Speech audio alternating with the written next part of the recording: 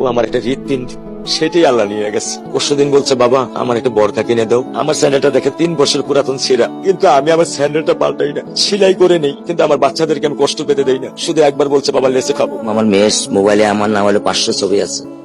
আমি এখনো সাহস পাইনি আমার মেয়ের একটা ছবি বের করে দেখতে। আমার সেই সাহস নাই।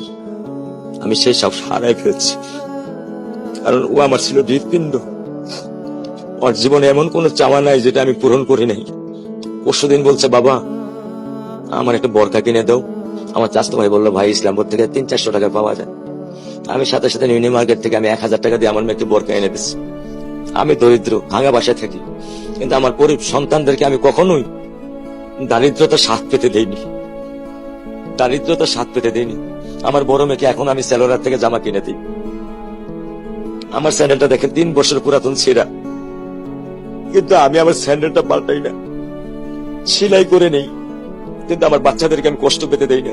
শুধু একবার বলছে, বাবা লেসে খাবো। আমি 1 মিনিটও দেরি করিনি, 1 মিনিটও আমি দেরি করিনি।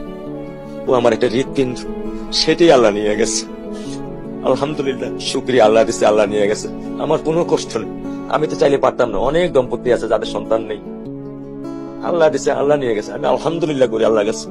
আমার কোনো কষ্ট নেই, আমার কোনো কষ্ট নেই।